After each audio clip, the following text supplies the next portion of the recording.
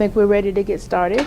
Hi, my name is Dr. Margelet Hamilton, and I will be assisting you during this MAT1033 review for test 1.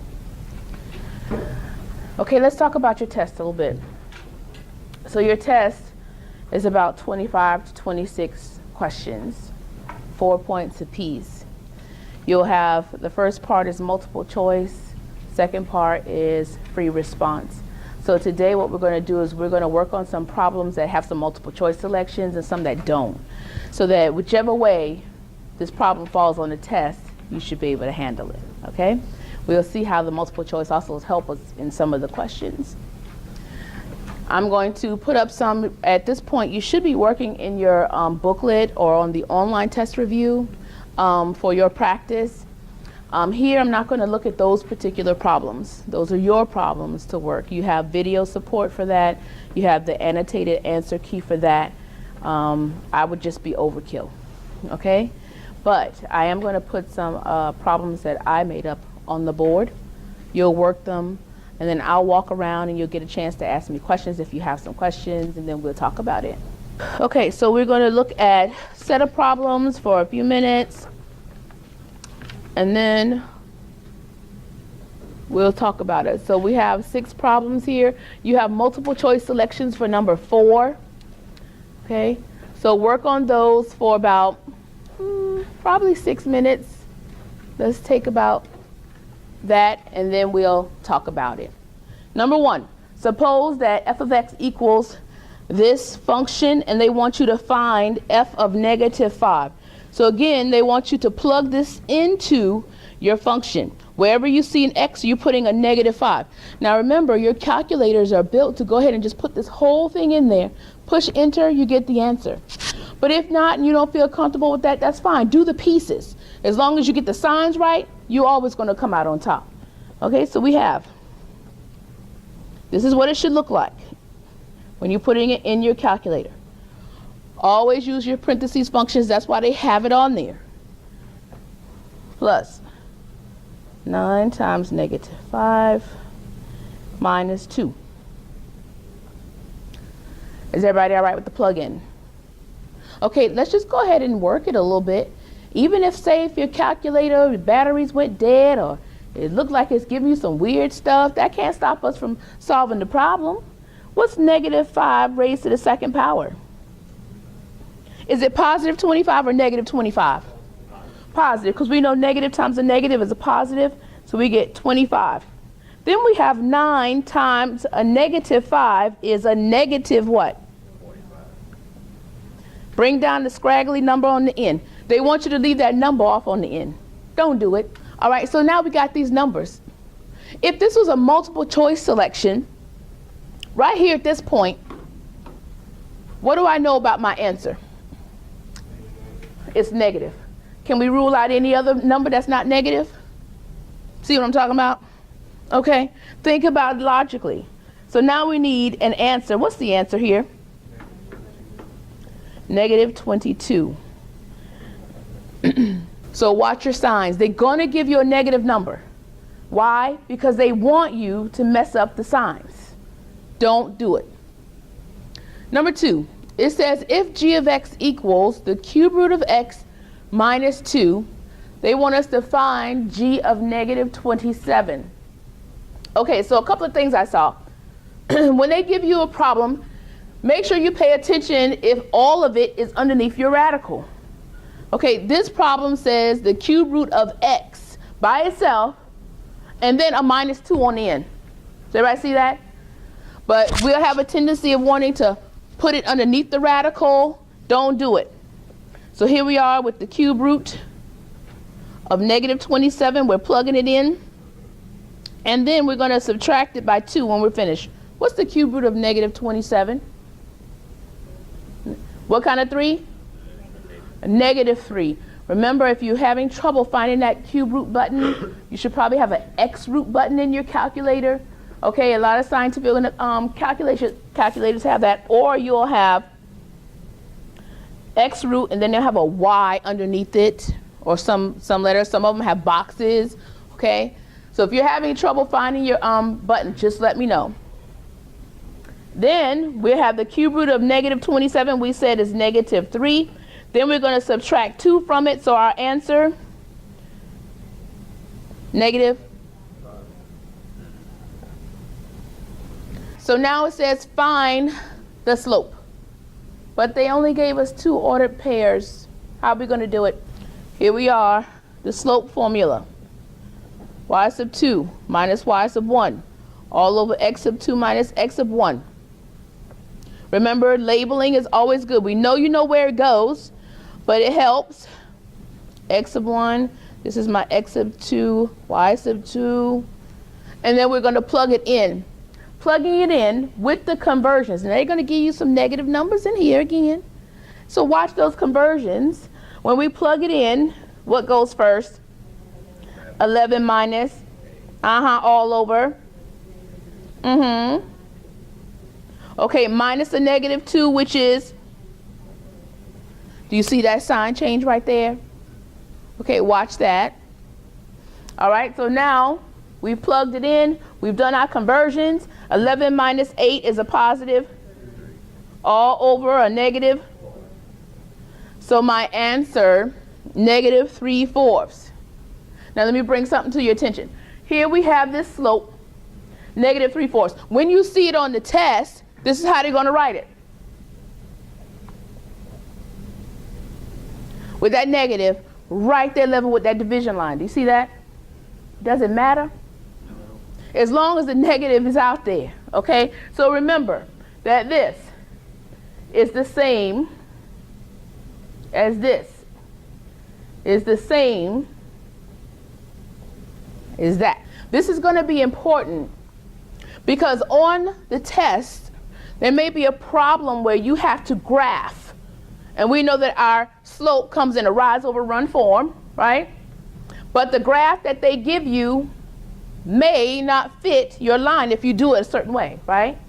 So you'll know that if it's a negative slope and they want you to graph it, if you run out of graph using this one, you can move that sign down and go in the other direction. Does everybody see that? Same line, okay? Watch it. Number 4. It says, which line has no slope? Oh boy. What kind of line? A vertical line.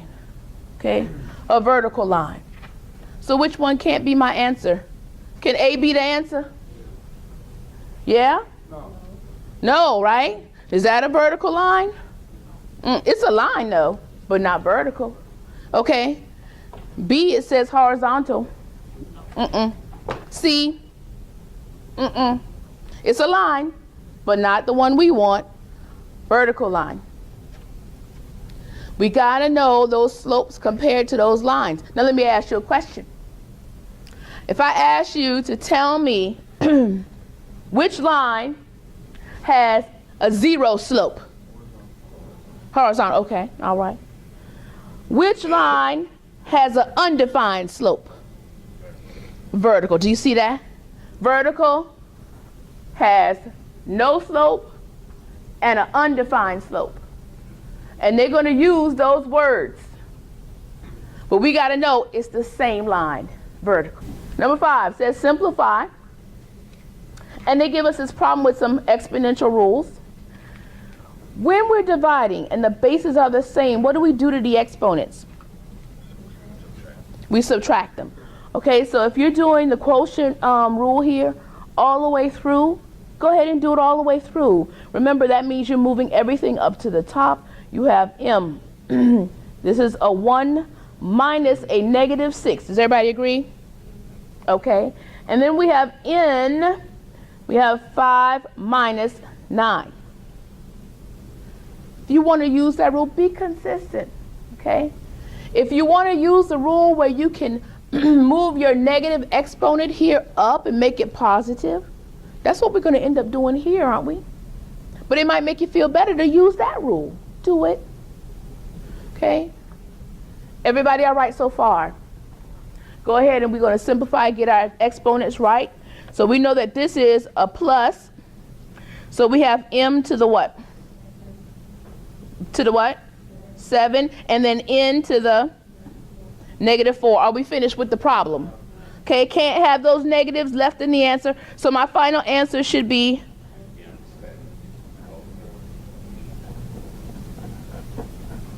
number 6. It says evaluate negative 3 raised to the 4th power. What do we get? 81? Okay, negative 81. How many people feel strongly that's negative? Okay, what will make it negative? Okay, what are we missing? Like if we wanted to be positive 81, it would have to have what? What? A 2. No, not a 2. Parentheses. Is everybody all right? Remember that a negative number consists of 2 numbers, the negative 1 and the number. You put them together, you get a negative number, right? Okay, so unless you have parentheses holding it together, these are 2 separate numbers here. So we have a negative 1 times this 3 raised to the 4th power. Okay, so now we have to evaluate this, bring in that negative 1. 3 raised to the 4th power gives us that 81. Is everybody still good? So our final result would be negative 81. It would have been different if they had given us negative 3 with parentheses around it, holding it together, raised to the 4th. So now here we have negative 3 times negative 3 times negative 3 times negative 3. Do you see that? And that would give us that positive 81. 7 through 12, you got multiple choice selections for number 7, number 10, number 11. It should take us about 6 minutes. Has length 3 RST units. Now, okay, which ones I answer? We said A? No, we said C. C? Okay. How many people agree with C? Okay. Tell me what's wrong with A. That would be squared. Okay, they squared the number, right? Okay, all right. What's wrong with B? Wrong. Measuring units. Squared. See that? Okay. What's wrong with D? And I don't know what number they got. Right. How'd they get this number? They multiplied by 2, right? That's called made up math, right? Okay. They'll have that for an answer. Don't let them trick you. You have to raise the number, each letter, and the units to the 3rd power. Okay. Number 8, it says simplify. And we had just a little bit of memory, bringing that thing back with that negative exponent. So remember, we have some numbers raised to a negative exponent. We cannot raise numbers to a negative exponent. Okay? How do we get rid of the negative exponent? Got to flip. But make sure you're flipping the right thing now. You're flipping the base. All right? So when we flip this negative 3/5, we still have a negative there. That does not change the sign of the number. All right? So we have 5/3, all still raised to now a positive 2. And I really like that some of us, we went ahead and did it separately. Make sure you don't get tripped up here by this negative. We know if we have a negative number raised to an even exponent, it's going to be positive, isn't it? Okay, so we have a positive what number? 25. 25 all over. Is everybody okay? All right. Make sure you watch that you're not raising it incorrectly. They're going to have that answer on there, I promise you. Okay? So just take your time. Number 9, it says evaluate the square root of 4 squared plus 3 squared. What do we need to do? Okay, cool. I hear that we need to evaluate the stuff underneath first.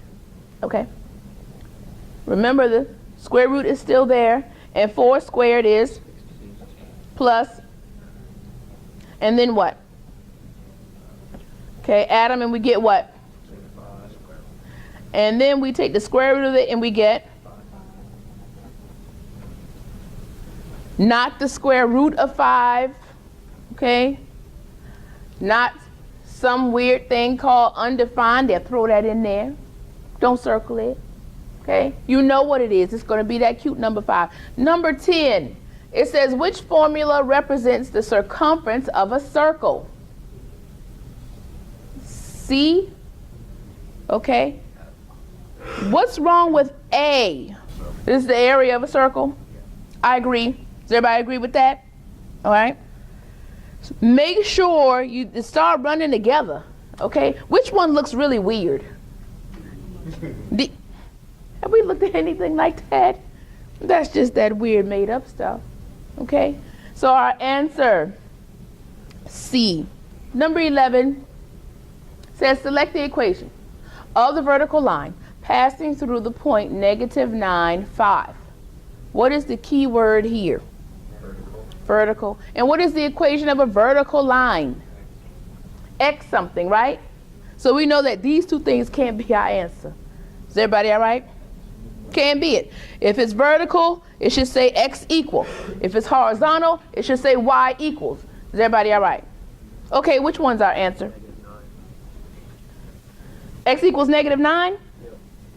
Does it? Are you sure? Okay, I believe you. Don't let me try to convince you. You got to be strong with what you know. Okay? You got to know that that is your X value and this is your Y value. Okay? They're going to look, it look like it's mixing up. You see this, cover this up, and you got these numbers. Okay, oh my God. You got to start with the letter first. Okay? And this is going to tell you. All right, number 12 says write this decimal number in scientific notation. Now you see how close these zeros are? That's how it's going to be on the test. Okay? So what you're going to do is you're going to look closely. You're going to take your pencil and you're going to go and you're going to strategically count. Okay? Give me my decimal number. 5.6. So 5.6. Did everybody get 5.6? And then what else should we have? Okay. And we should have a base 10. And then what's our exponent? Why is it negative? Right. You see how we have this really, really itty bitty number? Okay. And we're moving our decimal place to the right. So remember, any number that's less than 1 cent, negative. Greater than 10 cent, positive. Okay. So we have raised to the -8. All right. So remember, scientific notation has 4 parts. It has a decimal number, a time sign, a base 10, and an exponent. Any answer that they give you on the test, when they ask you to write for scientific notation, if it doesn't have those 4 parts, it can't be your answer. Here we are with our next set of 6 problems.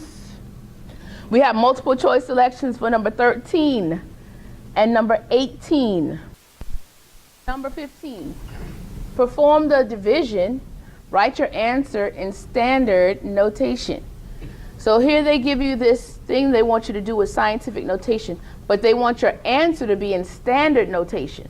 All right, so watch that. So here we have to divide first. Beauty of scientific notation, you really don't need a calculator because that's the beauty of the scientific notation. How many times does 2 go into 8.2? 4.1. Is everybody all right? We know we need time sign, we need a base 10, and then we need an exponent. What's my exponent? No. 8. You see it? Remember the rule.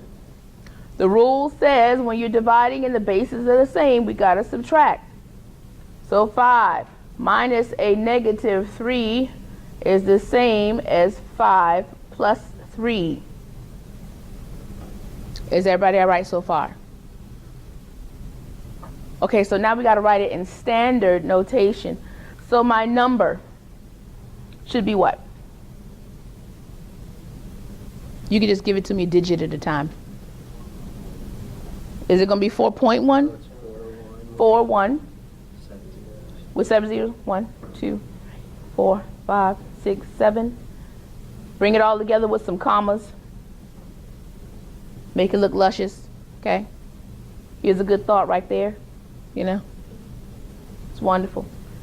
Make sure you're paying attention to if they want you to write it in that form. And now, you don't even have to really guess at it or anything, because all of the answers will be in some form of standard notation. Right? Whether it be the right number or not, that's what you're looking for. So watch out for that. And then make sure you're counting. Number 16 says simplify, and we have a to the negative third times b to the fifth, all raised to the fourth. What did you do first? What did you do? Distributed the 4 how? How? You multiplied it. The rule says when you have a power raised to a power, you multiply those exponents. How many people multiplied them? How many people felt in their spirit that you should add? Come on, tell the truth. Okay, that's all right. That only applies when you have the same base, right? And you're multiplying with the same base. Here that doesn't apply. So we have power raised to a power. So we have a to the negative 12 and b to the... Is everybody okay? Are we finished? No. One more step. So we get on the top. Okay, b to the 20th all over. Is everybody all right? So you got parentheses holding 2 or more things together with an exponent on the outside. Go ahead and get rid of these boundaries, all right? It's holding stuff together. Loose it up. So you want to go ahead and get rid of them by multiplying your exponents out. And then whatever's left, if you got to do something to it, do it. Got a negative exponent, you got to move it. Is everybody all right? Okay. Number 17. It says if f of x equals 7 minus 8x. They want you to tell if f of x is a linear function. How do we tell? What form does it have to follow? Y equals mx plus b. Does it? Even though the x is on the back side? Yes. It follows y equals mx plus b form. And we know if it follows that, we know we're talking about a line. All right. Okay, now it's asking what is a. What do we remember about a? What is your a? A is the slope. Okay, a is the slope. What's our slope here? How do we know -8 is our slope? Because it's right in the x. Not that it's negative, although that's important to note, but because it's the coefficient to the x. All right. So we have -8. What is our b? 7. So whatever they ask you for, make sure you're giving it to them. They're definitely going to ask you this first one, for sure. All right? And then they're going to choose which one of these they want you to give them. I don't know. Might be something around here. I don't know. Just give it to them. Okay, I'm just saying. Just give it to them. All right? Number 18. We got some multiple choice selections, and they are asking us for the range. Which letter represents the range? Y. So looking at our multiple choice selections, can you tell me which one just can't be my answer? B. And how did I know that for sure? It's got an X in it. They're not asking nothing about no X's. You see that? Okay. So now we need to determine which one is our answer. You say C? Why C? Okay, it goes to 2. What else? It goes down that way forever? I agree with that. What else? It is important to note about the symbol. Okay? When we're looking at the range here, we see that it goes on for infinity all the way down to negative infinity forever, right? But our goal is to see now where is the starting point here, and we see that right here we could pinpoint that it starts at 2. There is no open circle here. Do you see that? So if there's no open circle here, you have to assume that it could be 2. So that's why this sign is going to tell us if that's our answer, okay? I know. So we have y is less than or equal to 2 because that's where our picture is. If we are on 2, my picture is below that number all the time, okay? So y is going to be less than or equal to it. If you had all real numbers, how would that look? Very good question. If they asked us for the domain, which one of these would be our answer? D, all real numbers. Why? Because if we were looking at the x-axis and looking for the domain, doesn't my picture expand all the way the length of that x-axis? So no matter where I'm standing on the x-axis, I'll be able to look down and see it at some point, right? So that's what it would look like. If it spans that whole x-axis or y-axis, that's when all real numbers come into play, okay? But make sure you're watching what they're asking for. Is everybody okay? Your answer would be all real numbers if they were asking for domain. Is everybody okay? Okay. Any questions with 13 through 18? 19 and 20, 19 through 22. You have all the pieces to 19 you need to fill in, and then all the stuff, no multiple choice there. Go ahead and do it. The slope of -1/2. So they're asking us to write the equation, has to be in slope-intercept form, right? For the line passing through, and they gave us a point and a slope. Do we agree that we need 2 pieces of information to write an equation, right?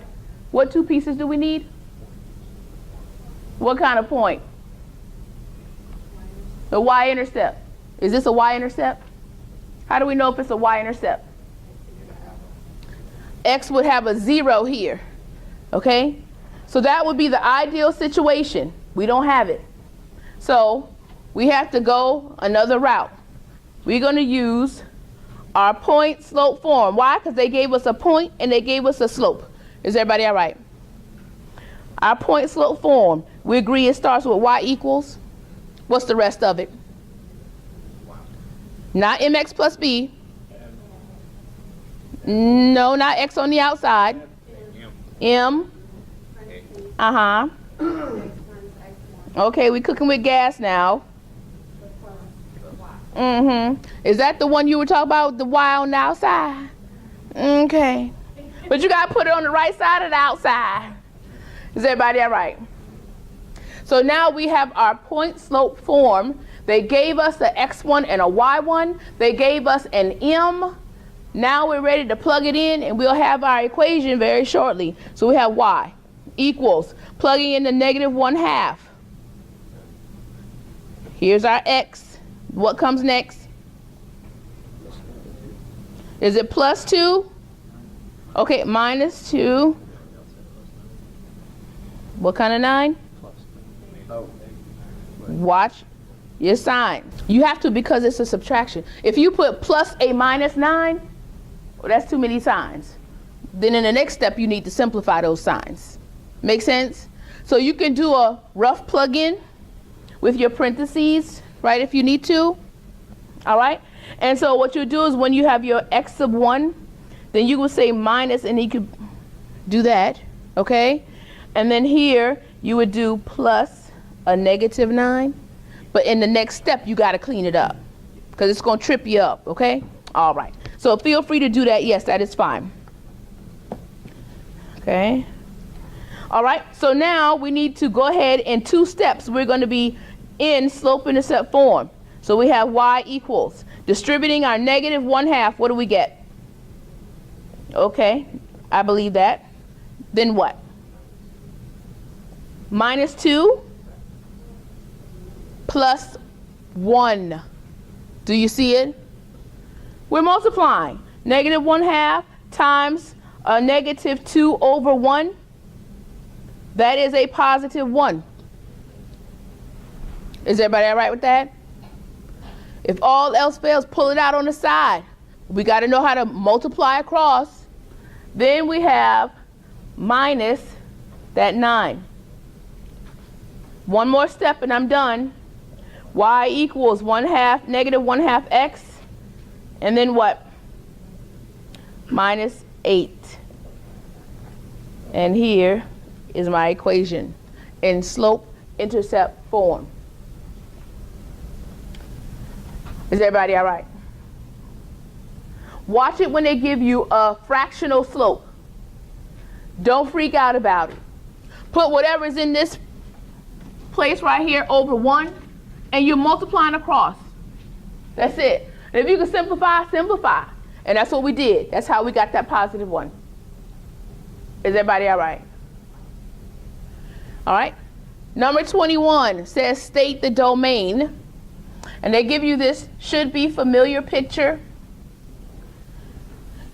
You can write your answer in 2 ways. I'm going to do both to make sure if you, whichever way they give you, you'll be able to handle it. Okay?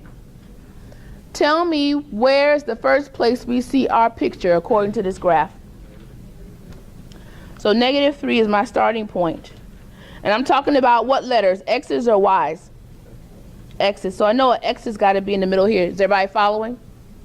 Tell me what symbol should go here. Should it be less than or equal to? Why is it equal to? Because it's a closed circle here on the graph. Is everybody all right with that? Then the last place we see our picture would be a +3. But I need a symbol right here. Is it going to be less than or equal to? And why is it just less than? Open circle. So my interval written with my inequality symbols would be -3, less than or equal to X, which is less than 3. Now, if your problem gives you multiple choice selections and they all have these 2 inequality symbols there, right? Make sure you're paying attention to what they look like. This is how you're going to rule out and get the right answer, okay? First things first. They're talking about this, right? So what letter does not represent this?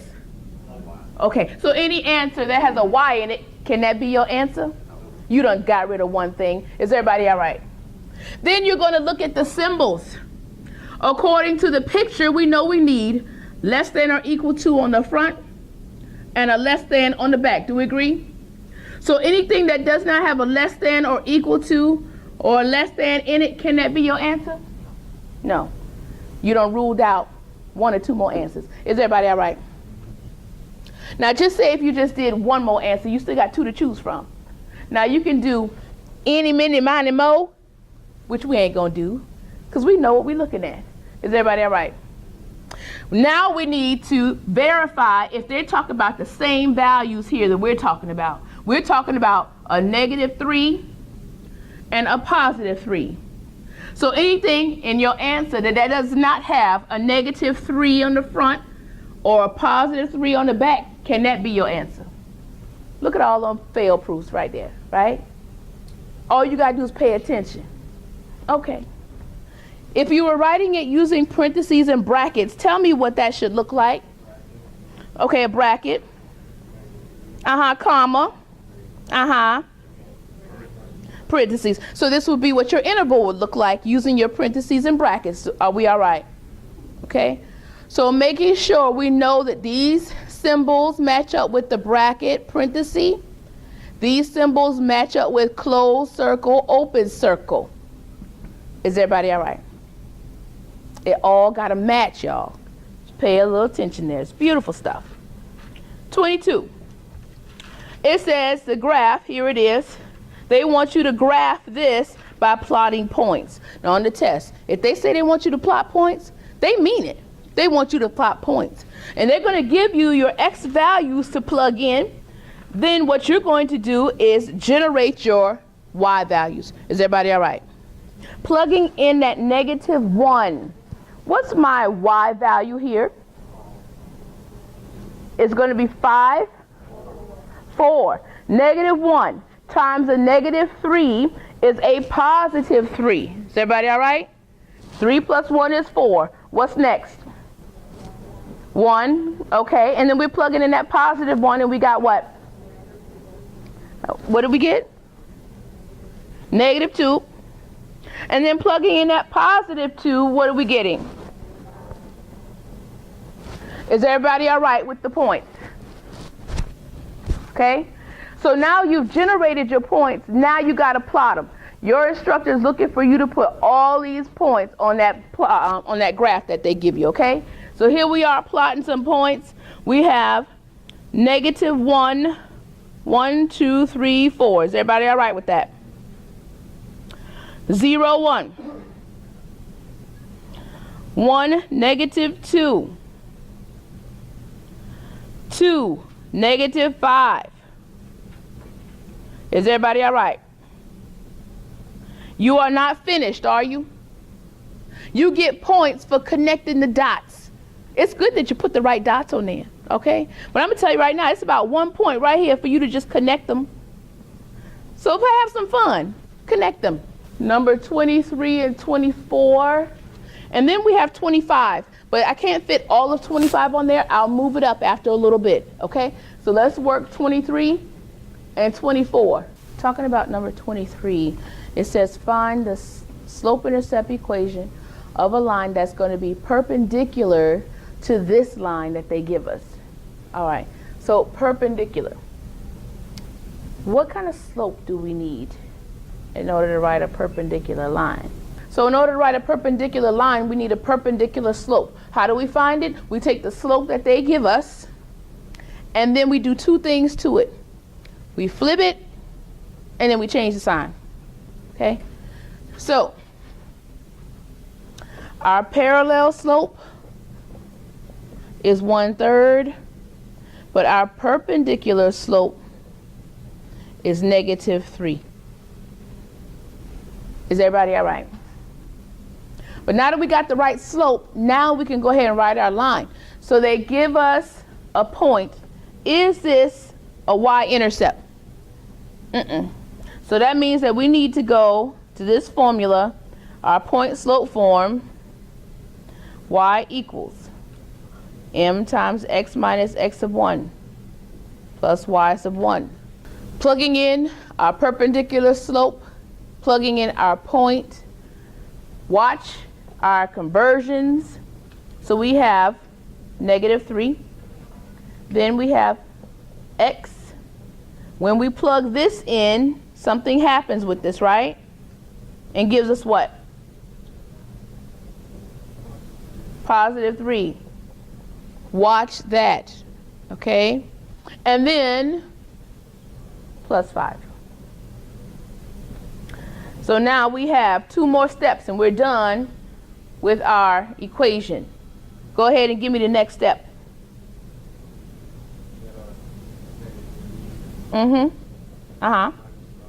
Okay. +5. Is everybody all right with that? And then our last step. Okay, and we get?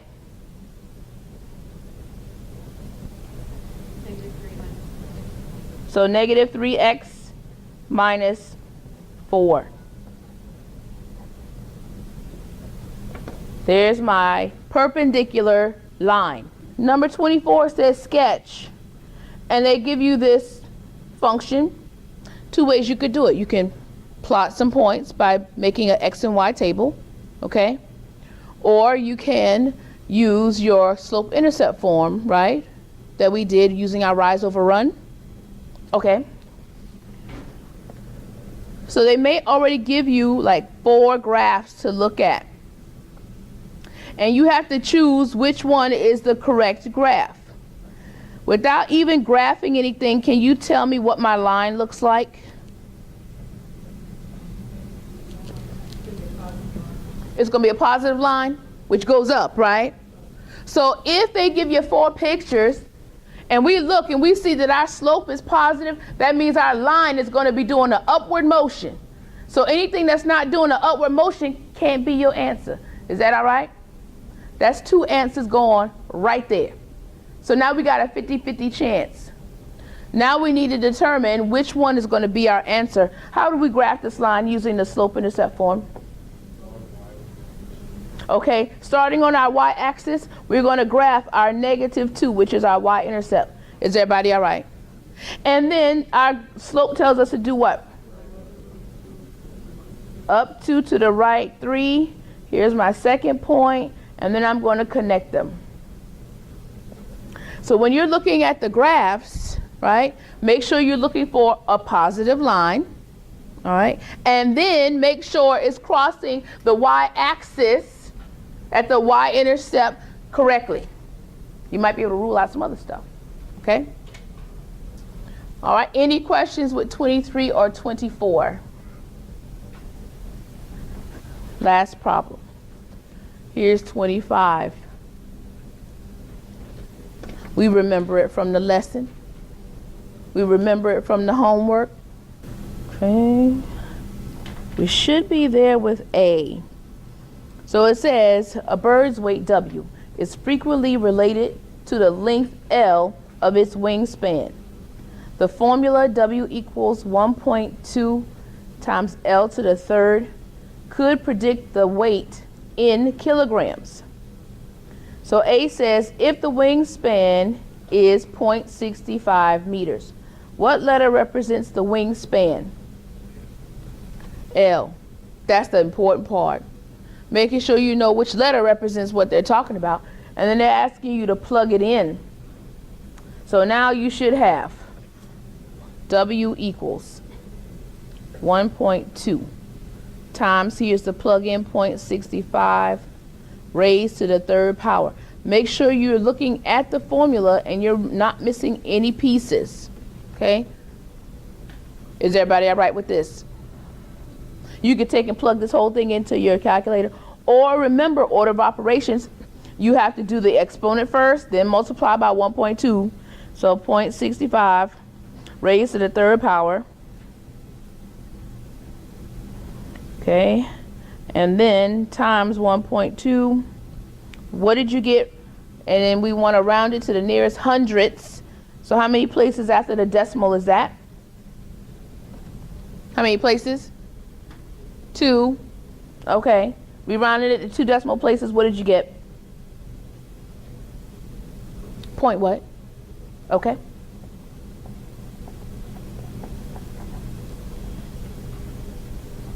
Is everybody all right? The first part should not get stumped there. Plug it in, evaluate it. All right, here's the other part, part B. If the wingspan doubles, what happens to its weight? You got to show your work. You cannot say, I think it get bigger. It look like it's large. No, okay, yeah, Math class, proof. Got to show the proof with the math. So, if you want to use your calculator, we're going to do the calculator. You want to use your exponential rules, you can use those too. All right? Let's do both ways. We got time.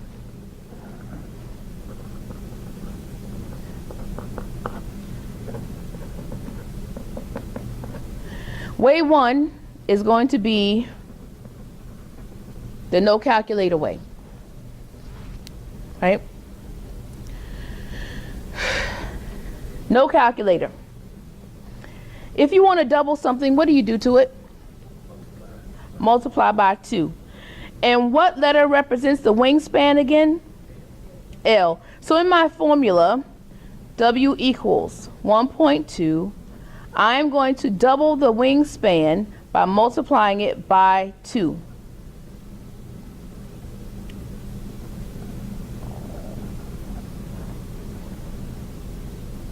You see that? I just doubled it by multiplying it by 2. Is everybody all right?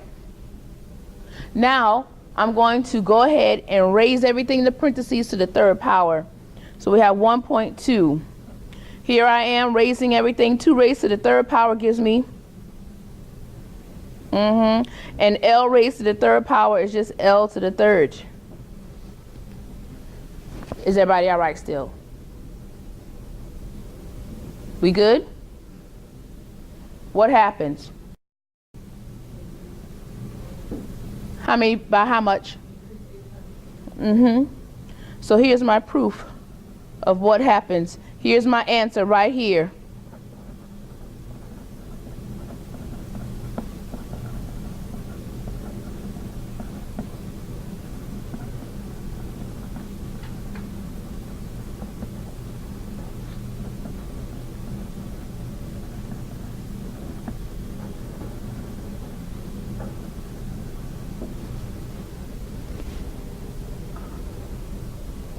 Is everybody all right?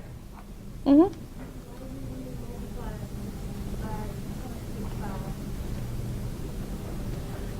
Because I didn't want to use my calculator. Mm-hmm. Mm-hmm. Does everybody understand what I just did? I doubled my wingspan. I went ahead and took action on my exponent and raised everything to the third power in here. And it gave me 8L to the third. So what does that mean? Whatever L they give me from now on, right? I'm going to replace that L with that number, raise it to the third power, and then I'm going to have to multiply it by 8, right? So whatever they give me, it's going to be increased 8 times what we did with the original. Is everybody all right with that? Way 2. Calculator. If we're doubling the wingspan and they gave us 0.65, right? So here's my double. We have 2 times 0.65. What does that equal? 1.3?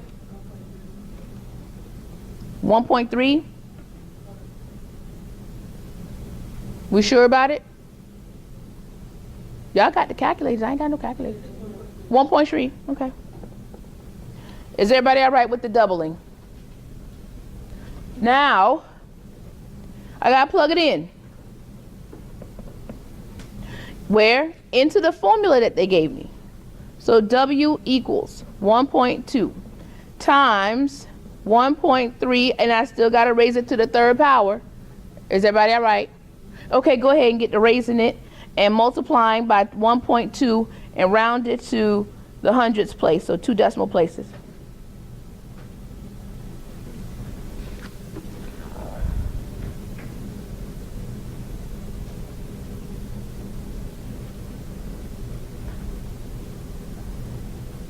Okay, what did you get?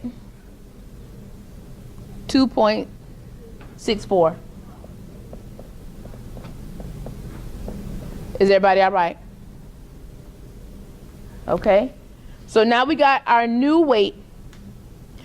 Now, we still haven't answered the question. What happens when the wingspan doubles? Now that I've doubled it and I got my new weight, I need to find out what the change is. What's the change? So what do? We have new divided by old, okay? What's my new weight? 2.64 divided by 0.33, okay?